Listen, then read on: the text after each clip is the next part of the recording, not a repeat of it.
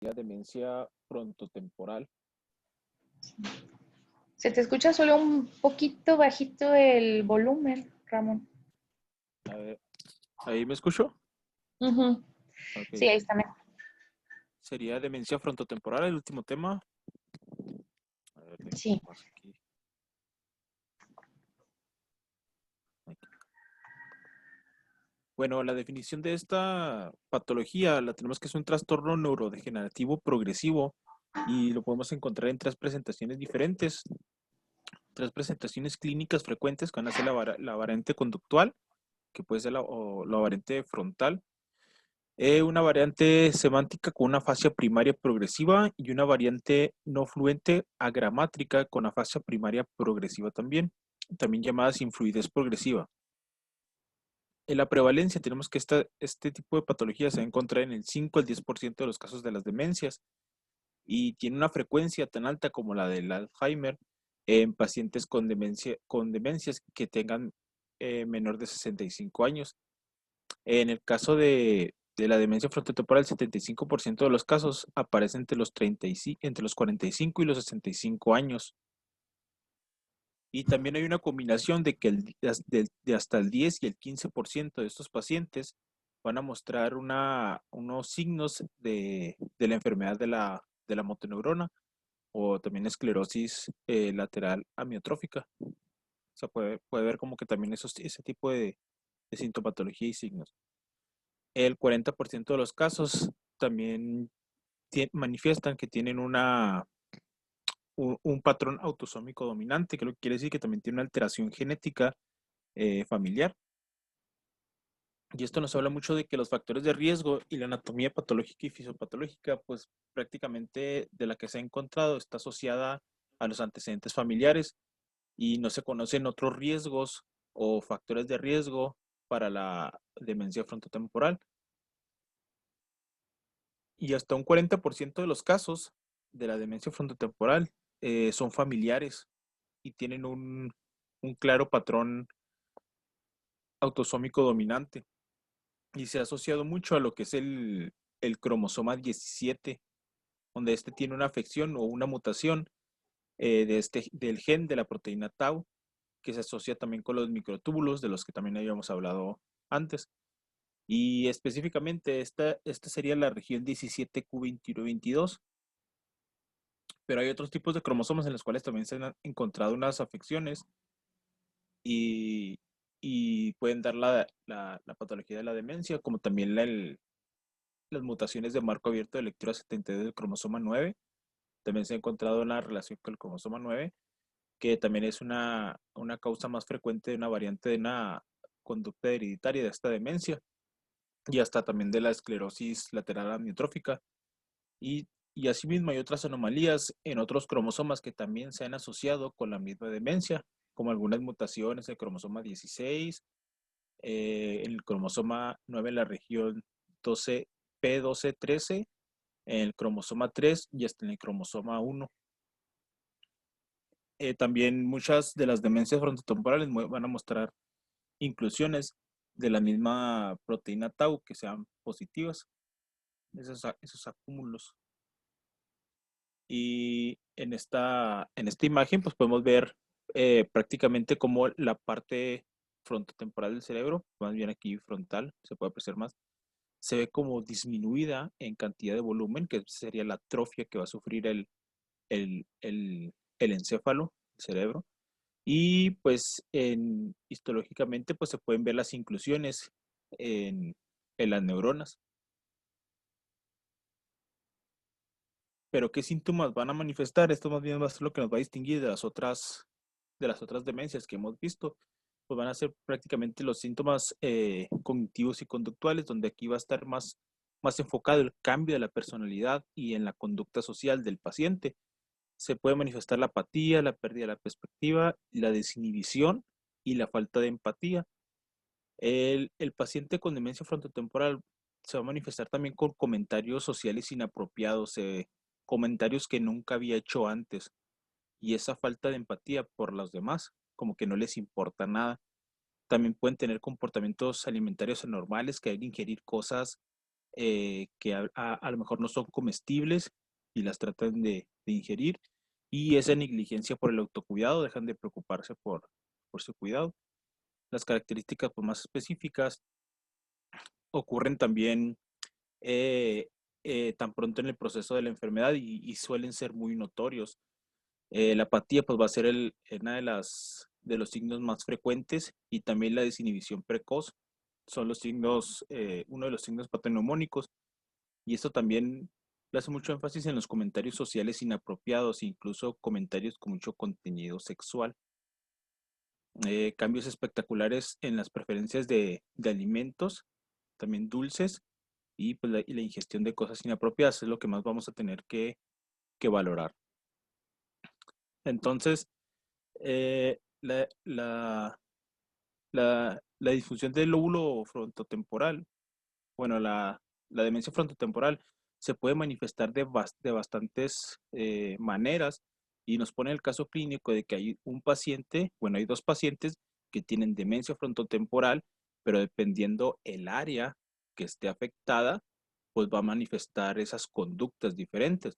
En el caso del paciente que llega primero con una demencia frontotemporal, pero con una disfunción del lóbulo frontal ventromedial, tenemos que es un paciente descortés, que está desinhibido, es socialmente inapropiado, pero es capaz de mantener un contacto ocular normal con quien está hablando y expresa contenido sexual, ¿sí? Hasta el grado de decirle, pues hacerle propuestas a cualquier persona sin pensarlo, ¿no?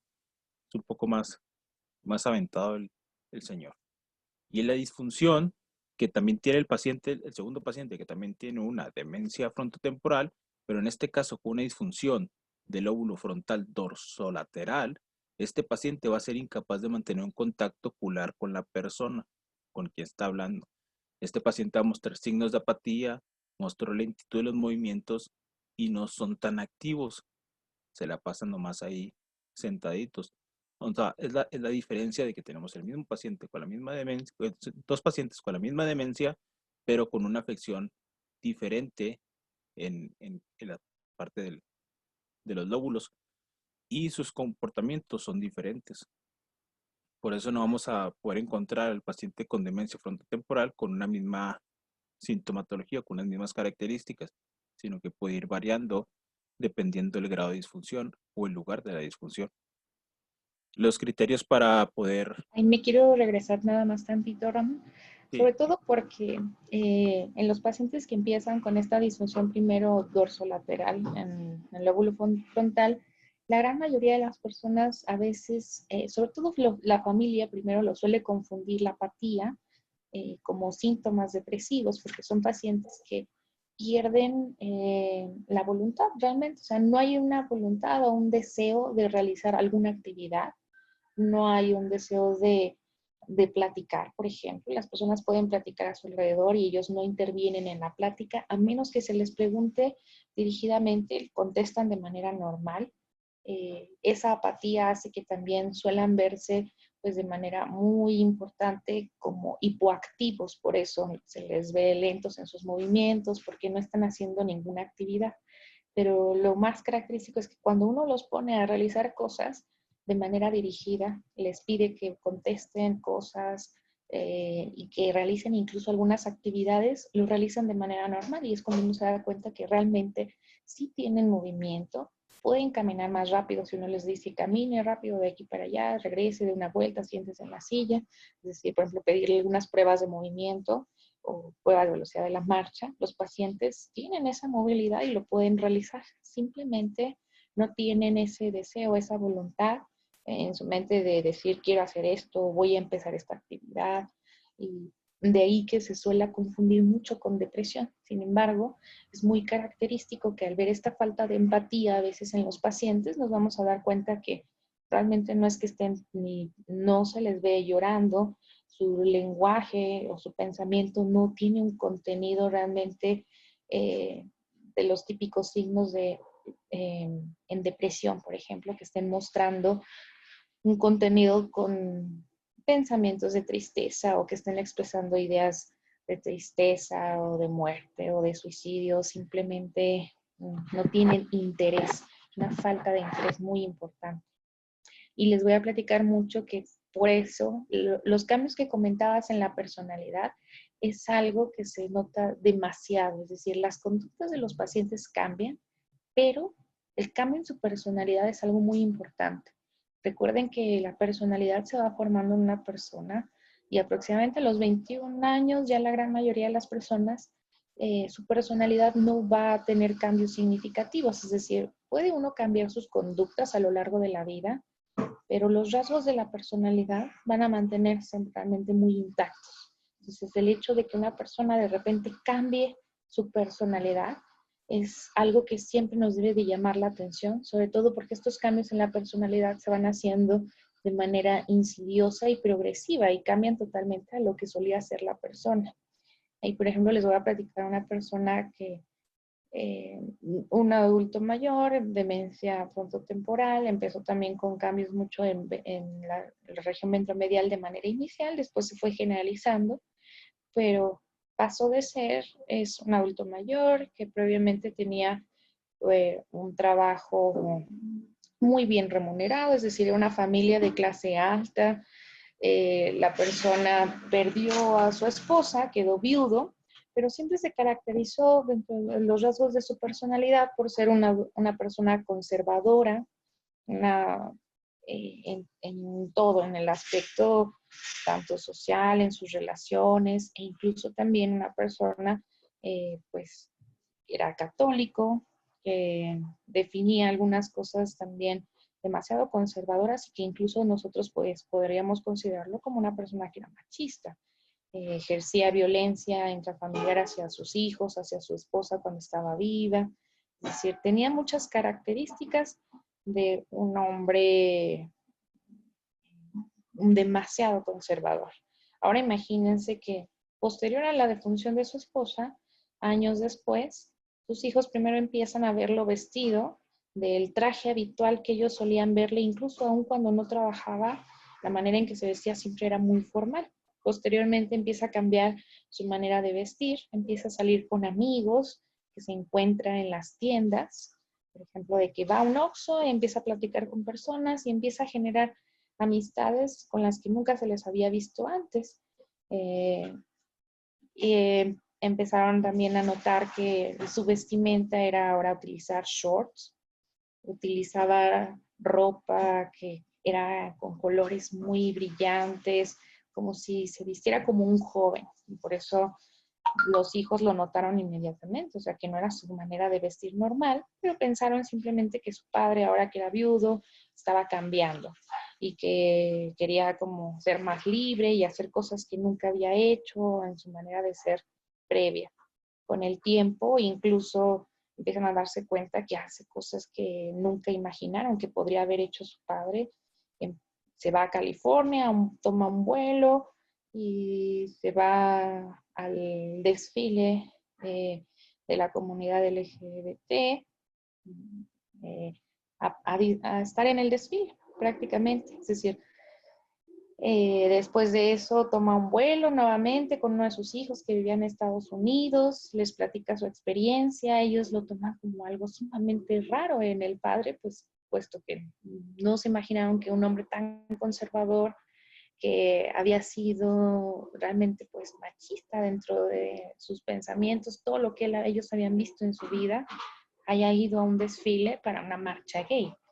Y mientras está en casa de su hijo en Estados Unidos, al que ya tenía tiempo sin ver, estaba con los nietos, veía la televisión y de repente empezaron a notar que veía pornografía enfrente de sus nietos, es decir, lo notaron y le comentaban, pues, que por qué hacía eso, que era inapropiado, que estaban los niños, por qué le cambiaba la televisión y empezaba a ver pornografía enfrente de ellos.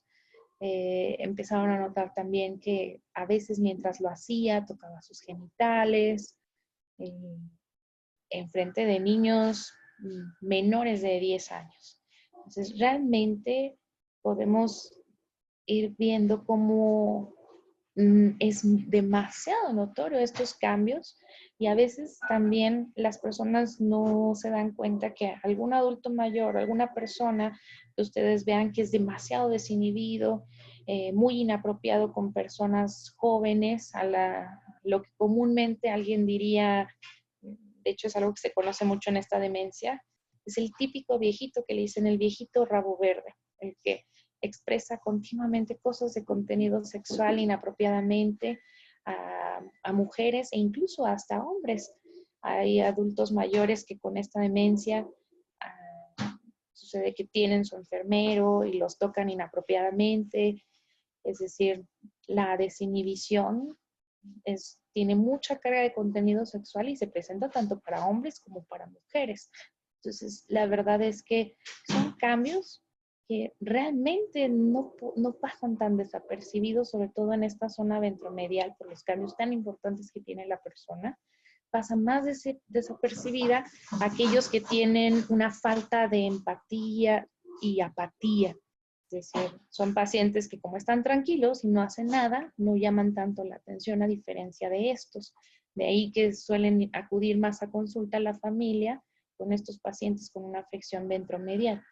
Pero o sea, eso no quita que realmente, si nosotros vemos, por ejemplo, también en el caso contrario, pacientes con apatía, como dices tú, se pueden presentar, son presentaciones totalmente distintas, pero la intención es buscar en las zonas, sobre todo topográficas, decir, bueno, ¿de dónde se genera esa apatía? Tiene que venir en la región frontal, porque en la región frontal es donde tenemos el inicio de nuestras actividades, tenemos el deseo de realizar actividades, se nos ocurren las cosas que queremos hacer e iniciar una conversación, movernos, acudir a un lugar, movernos incluso hasta dentro de nuestra misma habitación para hacer algo.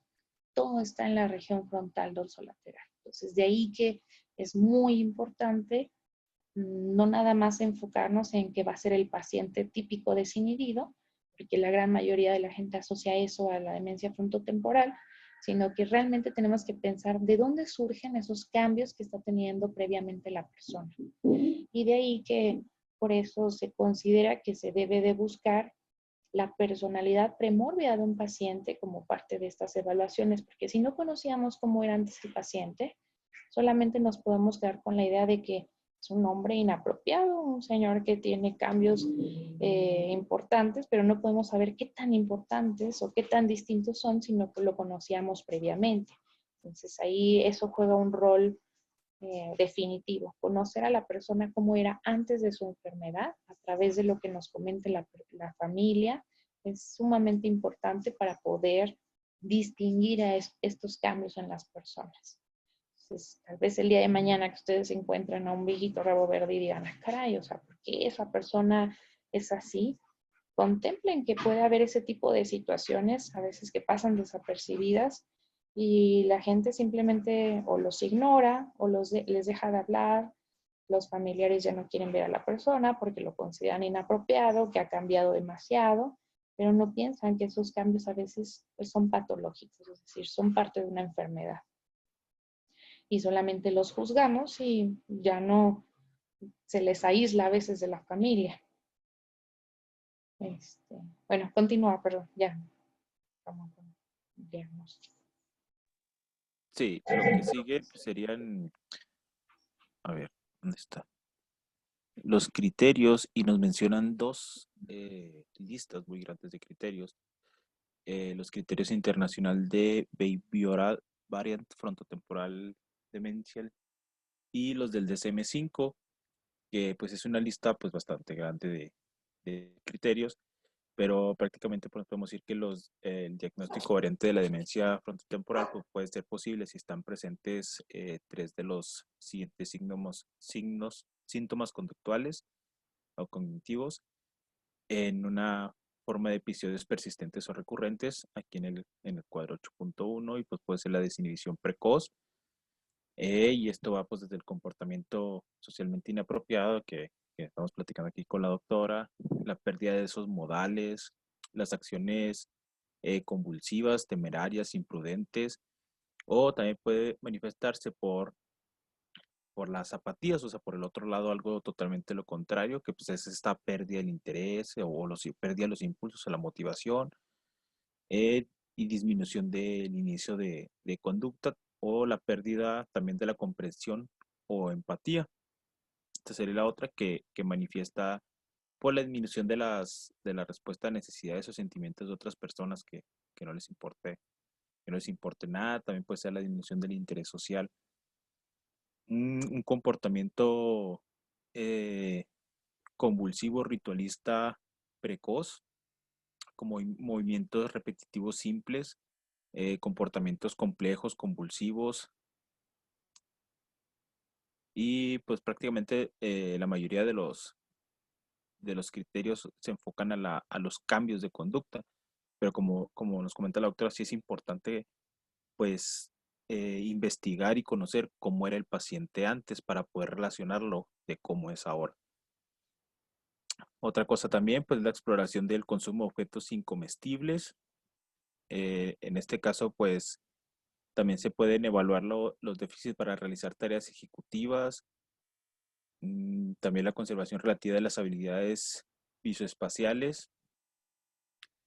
Y por decir en el otro cuadro, que es en el del DSM-5, aquí está un poco más corto. Dice que si se cumplen los criterios para un trastorno neurocognitivo grave o leve, el trastorno puede ser de comienzo insidioso y con una progresión gradual. Y pues también se va a hablar la variante de la conducta, donde 3 o más síntomas conductuales de los siguientes: la desinhibición conductual, apatía, inercia, pérdida de la compasión, empatía. También se evalúa también la variante del lenguaje. Y para poder tener el diagnóstico en el DSM-5 o de un trastorno neurocognitivo temporal, se va a ver como probable si está presente cualquiera de los siguientes, o sea, de estos que estuvimos, y se va a clasificar como un trastorno neurocognitivo frontotemporal posible. Y se le tiene que agregar también la evidencia de una mutación genética, que es de las que estuvimos viendo, ese cromosoma 17 o cromosoma 9. Sí, y también la evidencia de una alteración de los lóbulos frontal, y esto pues se puede hacer por neuroimagen. Y entonces aquí ya sería un trastorno postfrontotemporal. Ahí es, o sea, específicamente, es decir, si está en la mutación o si tenemos evidencia imagenológica, entonces es probable. Si no lo tenemos, es posible porque realmente no podemos hacer un otro diagnóstico diferencial o no tenemos las pruebas para hacer otro diagnóstico, simplemente tenemos la clínica, entonces por eso nuestra evidencia o la carga como del diagnóstico que podemos decir que tanta certeza tenemos ya no sería tan alta. Sé que suenan palabras muy iguales, pero posible tiene menos certeza diagnóstica que probable. Cuando hablamos de probable nos estamos refiriendo a que la, la posibilidad es mucho mayor de tener esta demencia casi comprobada, o al menos con imágenes o al menos con mutaciones que apoyen la enfermedad. Incluso, por ejemplo, en las mutaciones genéticas hay algunos pacientes que sí pueden llegar a demostrar demencia frontotemporal familiar. Son casos muy, muy poquitos realmente dentro de algunas familias, y casi siempre lo presentan en edades muy tempranas, desde los 40 años ya estamos viendo síntomas en esos pacientes y tienen pues un pronóstico muy malo. Pero sí puede haber el caso de pacientes que no tengan ningún antecedente familiar y se pueda comprobar incluso alguna evidencia de mutación. Entonces, de ahí la importancia en esta enfermedad muy específicamente, sí se debe de considerar las pruebas genéticas como una posibilidad de realizarse mucho mayor que a veces que en otras demencias. Muy bien, continúa. Ok. Los temas que debemos investigar bien en la anamnesis, pues va a ser los periodos o eventos en los que el paciente ha tenido incontinencia, ya que esto va a ser frecuente en las fases iniciales de la demencia frontotemporal.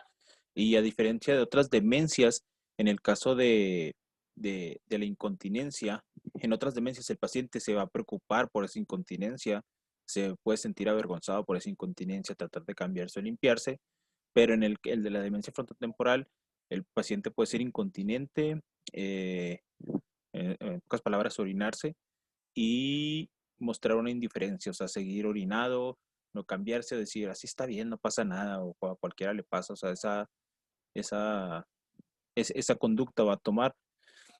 También es probable que tenga conductas, como les habíamos dicho, eh, pues fuera de lo común, como que un paciente, pues que sea un paciente con este tipo de demencia, vaya a conducir por el lado contrario de la carretera con estos comportamientos anormales y pues ponga en riesgo o puede originar accidentes y ponga en riesgo su vida. También va a tener dificultad para realizar tareas que sean secuenciales. Hay que investigar eso. Si él es capaz de cepillarse los dientes de una manera normal o hace algún otro rito para cepillarse los dientes, si se baña adecuadamente o si puede prepararse un café o un sándwich de una manera organizada. Sobre todo nos dice porque este tipo de pacientes al hacer unas tareas que llevan una secuenciación. Ellos pueden no hacerlas de esa manera, pueden hacer un sándwich poniendo por decir, el jamón afuera y luego el pan y luego le ponen la mayonesa y luego otro pan y así, o sea, lo hacen desordenadamente, al igual que el café o bañarse. En cuanto a los objetos como la televisión, en cuanto al entretenimiento, pues ellos a veces pueden pensar que los personajes de la televisión les están hablando a ellos y tratar de contestarles o estarles contestando, o también pueden creer que los personajes de la televisión están narrando algo de su vida.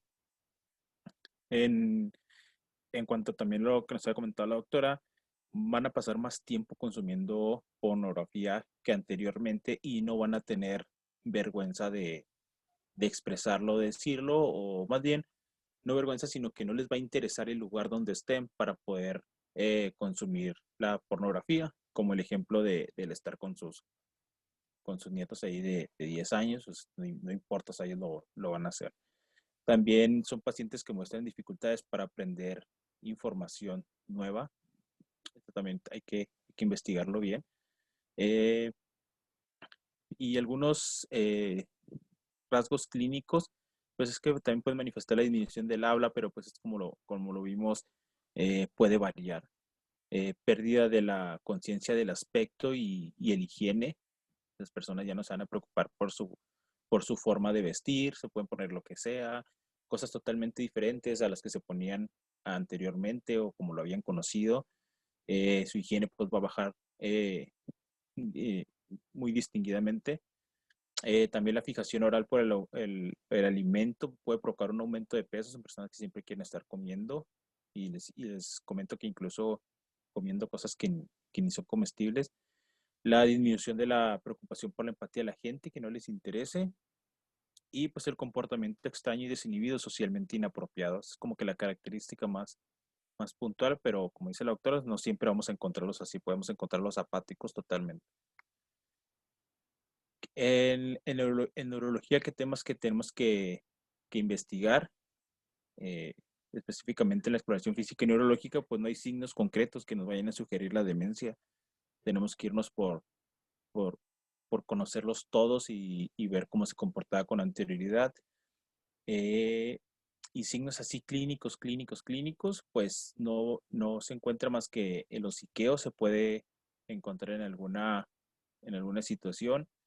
La, los reflejos palmomentonianos, que también son más frecuentes en la demencia temporal, y esto es como cuando le presionan o estimulan la palma de la mano y luego como que tienen movimiento en el mentón, en los músculos del mentón, algo así.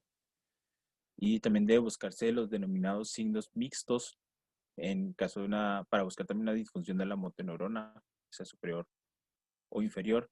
Otra cosa que también nos puede ayudar un poco, pues es la viveza de los reflejos o también los reflejos plantares, las fasciculaciones o la atrofia muscular. Pero en realidad así no hay algo muy específico para esto. Ahí también, en el otro que no mencionas, en el reflejo de prensión palmar, Depresión. También, ujú, bueno, pues uno coloca la mano de la persona en extensión y generalmente podemos observar que ellos cuando ponemos nuestra mano encima o cuando ponemos nuestro dedo o ponemos, por ejemplo, también el lenguas, cualquiera de esas cosas, ellos prensan nuestra mano, la toman y no la sueltan tan fácilmente. Algo parecido a los niños cuando los bebés agarran el dedo de la mamá, no lo sueltan. El de hociqueo generalmente lo valoramos con el lenguas, poniéndolo en el centro de la boca, haciendo una presión ligera y cuando lo presionamos, la persona empieza a hacer ese hociqueo, es decir, hace sus labios hacia adelante como si estuviera dando un beso. Como succión. De esta manera, ajá, y lo podemos ver también. Y además del hociqueo, también podemos llegar a ver, incluso ya en pacientes, conforme va avanzando la enfermedad, reflejos hasta de búsqueda con la boca, ponemos el lavatelenguas alrededor de la boca y buscan el lavatelenguas como para si lo fueran a introducir en la boca, igual que los bebés. Todos esos signos pues son finalmente de liberación frontal. Entonces, lo vamos viendo por eso a veces de manera muy incipiente en algunos pacientes. Conforme va avanzando la enfermedad, podemos ir encontrando todos. Realmente tiene que ver qué tanto ha avanzado eh, es la atrofia y la disfunción a nivel de la región frontal. Y cuando ya encontramos signos de motoneurona, debemos de sospechar las variantes mixtas o con alguna mutación en específico. Eh, ya hablando, pues, idealmente en afección en cromosoma 17, la DC9-ORF se presenta con esta variedad que le decimos demencia frontotemporal con ELA. Es decir, es una combinación de encontrar datos de ELA junto con la DFT y también se le llama por eso ELA DFT o DFT ELA y son muy característicos ya encontrar bien claros, francos estos signos. Entonces, la exploración neurológica en estos pacientes nos puede dar algunas ideas si al mismo tiempo también tenemos otros datos de liberación frontal en la cuestión conductual, además de la exploración neurológica. Pues siempre, si se dan cuenta, por eso es bien importante hacer una exploración neurológica completa a todos los pacientes con demencia, porque desde ahí nos podemos también ir ubicando en la parte de la topografía en el cerebro, dónde puede estar el daño que nos esté ocasionando estos reflejos de liberación frontal.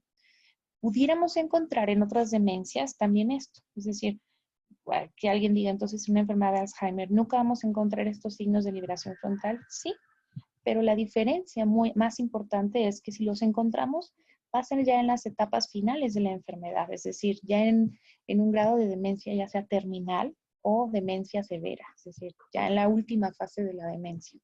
No sería frecuente que lo encontráramos en la región frontal. En el caso, por ejemplo, de una demencia vascular, pudiéramos encontrar algunos signos, pero tendríamos que investigar a través de la imagenología si realmente hay, por ejemplo, un infarto, una enfermedad multiinfarto en una región de la corteza frontal. Y realmente eso nos haría hacer el descarte de esta enfermedad. Lo más característico por eso es que en demencia vascular, como hay mucha más afección en regiones subcorticales, por eso nada más veamos signos de parkinsonismo. Y en el caso de aquí, pues no, realmente es casi pura liberación frontal. Continúa. Ok, lo que sigue sería patrón de deterioro o pruebas cognitivas.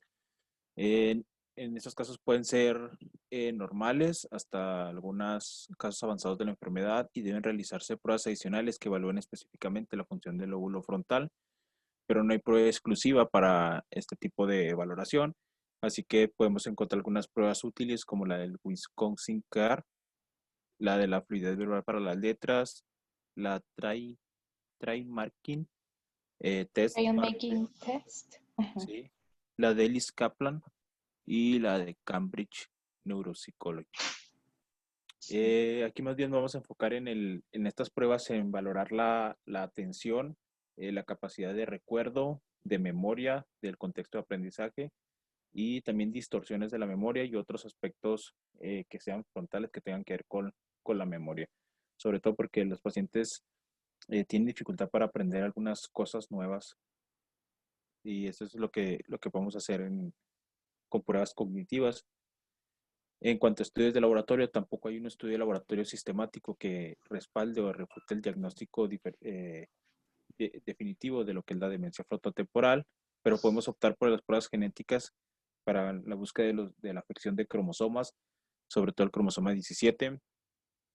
Pues utilizar lo que es el electromiograma o estudios de conducción nerviosa son esenciales cuando se sospecha esta enfermedad de la motoneurona.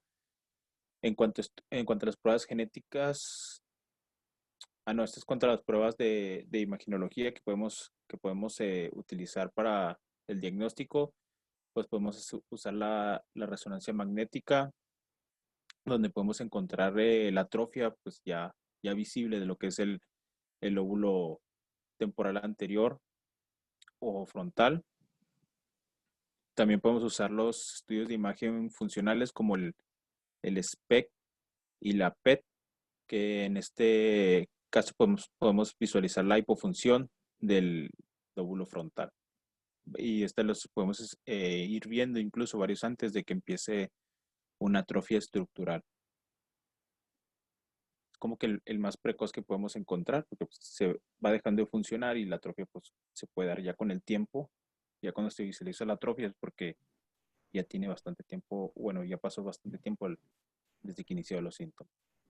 Sí. Diagnóstico diferencial, vamos a tener que estar muy al pendiente con lo que es la enfermedad de Alzheimer, la parálisis supranuclear progresiva, degeneración córtico-basal, la demencia vascular, que hemos visto, la hidrocefalia normotensiva y la enfermedad de Huntington. Las diferencias y similitudes las podemos encontrar en esta tabla, en el cual pues la enfermedad de Alzheimer es mayor de 65, la demencia frontotemporal menor de 70, que es de las que también últimamente vimos. En los déficits cognitivos podemos ver que en Alzheimer los déficits son de memoria prominentes junto con otras áreas cognitivas y en la variante frontotemporal no va a haber ninguna al principio y el declive de la función ejecutiva de las frases, de las frases es intermedio tardía. Otra cosa que también podemos ver es que los síntomas conductuales en Alzheimer pues al principio están ausentes y lo que podemos encontrar es una apatía, agitación y otros síntomas que progresan a medida que va la enfermedad. Pero en el caso de la demencia frontotemporal, pues es el comportamiento socialmente inapropiado al principio de la enfermedad totalmente. Hallazgos de exploración, pues ninguno en ninguno de estos dos. Tratamientos, pues se puede utilizar el tratamiento no farmacológico que consiste en la redirección, musicoterapia o poner al paciente voces tranquilas, no tratar de agitarlo. Y algunos fármacos que sí se pueden utilizar pues son los inhibidores selectivos de la recaptación de serotonina, ya que el paciente con demencia frontotemporal va a pasar por una deficiencia de serotonina y algunos antipsicóticos atípicos para controlar las conductas indeseables. De los fármacos que están aprobados por la FDA, pues puede ser la sertralina, citalopram, se pueden utilizar. ¿Qué beneficios van a tener? Pues van a mejorar la irritabilidad y la agitación y las conductas alimentarias anormales, efectos secundarios frecuentes por la disfunción sexual y las molestias digestivas.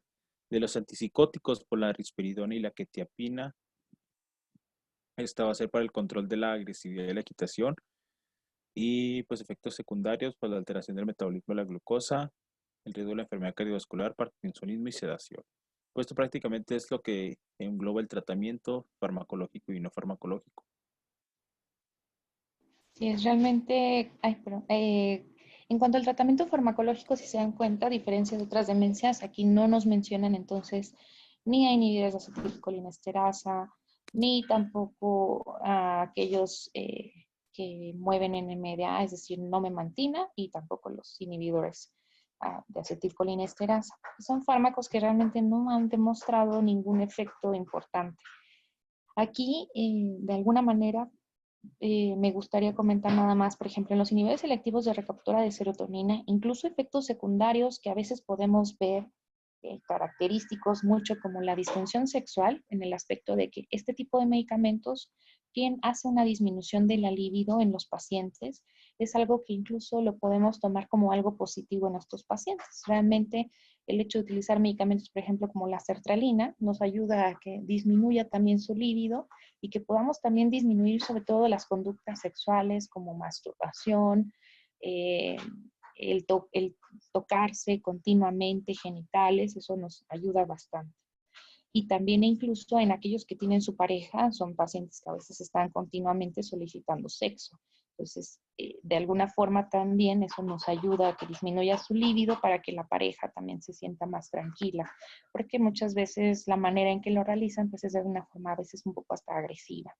En los antipsicóticos atípicos se elige más que nada quetiapina o risperidona, eh, quetiapina a veces pues porque nos produce un poco más de sedación y los tranquiliza un poco más. Y risperidona y quetiapina también se eligen, sobre todo porque tienen un perfil mucho mejor de no generar tantos síntomas parkinsónicos como otros antipsicóticos, sobre todo para no afectar más algunos trastornos del movimiento o agregar algo más a esta enfermedad. Los pacientes, a diferencia de una enfermedad de Alzheimer, cuando una persona tiene un síntoma conductual nada más como que están inquietos o agitados o ansiosos, generalmente las dosis de quetiapina, por ejemplo, que se utilizan son sumamente pequeñas. Pueden ir desde 25 a 50 miligramos máximo. Y en este tipo de pacientes generalmente llegamos a dosis mucho más altas. Se pueden utilizar de 150 hasta 300 miligramos de quetiapina en estos pacientes para el control de las conductas.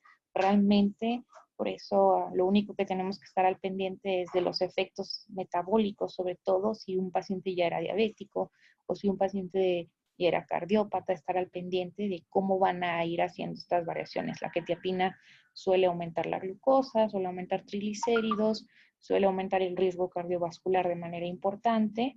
Y una de las situaciones es que algunos de estos pacientes ya tenían el antecedente de estas alteraciones como comentó Marco, de la hiperoralidad, es decir, tienen un apetito desmedido, ya se levantaban en la madrugada a estar buscando comida, hacen atracones, comen de una manera muy acelerada y muy rápida, y a veces lo malo de estos medicamentos como la quetiapina es que incrementan el apetito, entonces sí es algo nada más que uno tiene que estar vigilando constantemente porque se puede incrementar aún más.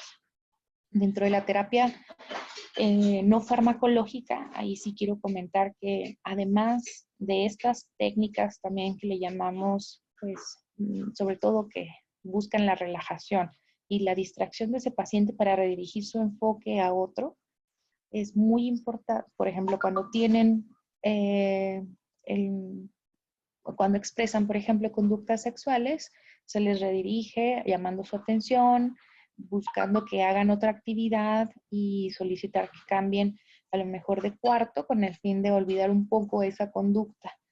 Pero también algo muy importante es la educación a la familia.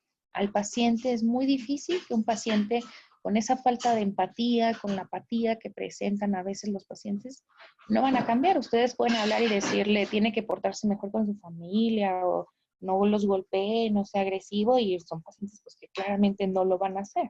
Entonces, la cuestión aquí tiene que ver mucho en la familia, porque la demencia frontotemporal, desafortunadamente, impacta demasiado en la familia por los cambios en la personalidad, las conductas inapropiadas. Son pacientes cuya familia va a terminar más rápidamente en un colapso del cuidador si no protegemos a la familia de explicar que son cosas que ellos no desean hacer o que no lo están haciendo a propósito. Sobre todo porque algunos tienen todavía su memoria un poco más intacta al principio, son pacientes con los que a veces uno también se puede comunicar de manera normal, y cuando están en casa es cuando entonces la familia dice es que se pone agresivo, irritable. En estas enfermedades, aunque no lo crean, la familia suele a veces ser más agresivos con los mismos pacientes porque están cansados de sus conductas inapropiadas o cansados de las cosas que realizan, y pasa que hasta a veces los confrontan, les pegan, y el paciente impulsivo termina golpeando a la familia y la familia le pega. Entonces, yo sé que eso suena a veces muy exagerado, pero es la realidad. Es una demencia que desafortunadamente al cambiar tanto la personalidad de una persona y sus conductas, termina haciendo que la familia no lo reconozca como la persona que era antes, y algunos los aislarán, pero otros terminan confrontándose continuamente con ellos. Entonces, el colapso del cuidador en estos pacientes a veces se puede demostrar con el maltrato hacia los pacientes con este tipo de demencias. Entonces, siempre tenemos que tener mucho cuidado en educar a los familiares, en explicarles que este cambio de conductas y de su personalidad es parte de la enfermedad, que ellos no están teniendo ese filtro normal que todos tenemos, que aprendemos las cosas que se necesita para vivir en una sociedad de manera tranquila, lo aprendemos a lo largo de la vida. Y una vez que está ese daño en ese filtro en la región frontal, la persona ya tiene la desinhibición y sus conductas son más asociadas a conductas naturales como en los animales.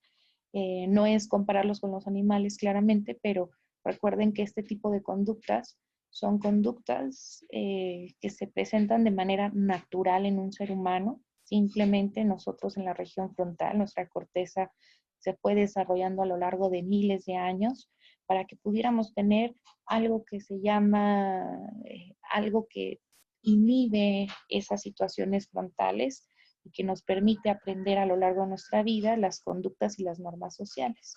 Y al no haber ya esas normas, la persona puede realizar todas esas actividades de manera natural, como lo haría un animal cuando tiene un deseo, por ejemplo, sexual. De esa misma manera sucede en estos pacientes. Entonces, desafortunadamente, pues sí afectan mucho la calidad de vida de una familia. De ahí que el tratamiento con los antipsicóticos y los inhibidores selectivos de la recaptura de serotonina es lo primero que debemos de contemplar en un paciente.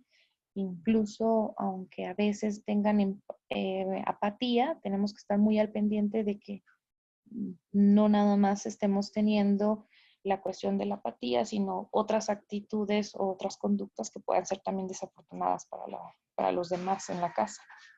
Entonces, quería comentar nada más eso porque no hay muchas opciones terapéuticas y de alguna manera los antipsicóticos forman una parte esencial a lo largo de esta enfermedad y tenemos que estar muy al pendiente nada más de vigilar todos los efectos secundarios que realmente les vamos a ocasionar a los pacientes, explicarle a la familia el riesgo de estos medicamentos, pero dentro de ese riesgo compensa a veces la mejoría en la calidad de vida que se tiene en el día a día, de que va a deteriorar metabólicamente al paciente, de que va a elevar su riesgo cardiovascular, pero que tal vez vamos a ganar una mejor calidad de vida en su vida diaria y en la manera en cómo se interrelacionan en la familia. Y nada más como la importancia de esto.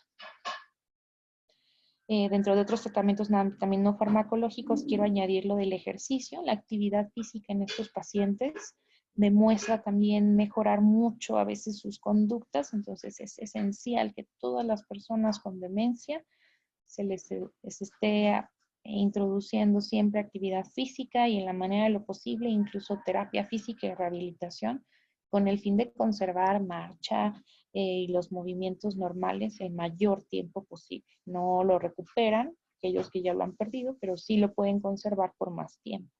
Entonces también es algo esencial. Y pues con eso terminamos, ¿verdad, Ramón? Sí, ya sería todo. Muy bien. 9:05. Bueno.